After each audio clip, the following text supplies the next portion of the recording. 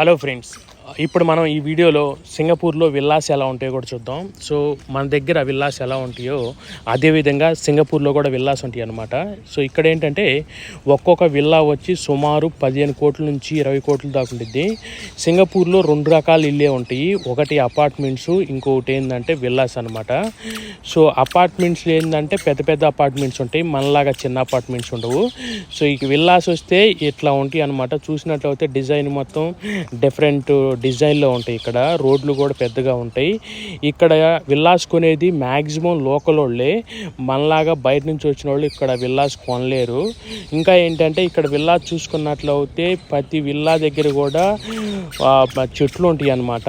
అదేవిధంగా విల్లా ముందు కూడా ఒక డస్ట్బిన్ ఉండిద్ది. సో డస్టేషన్ మొత్తం కూడా గవర్నమెంట్ వాళ్ళు ప్రతిరోజు సాయంత్రం వచ్చి తీసుకెళ్తారు. విల్లాస్కి ఇలా ఒక చిన్న పార్క్ ఉండిద్ది అనమాట. సో ఈ పార్కులోనే ఇక్కడ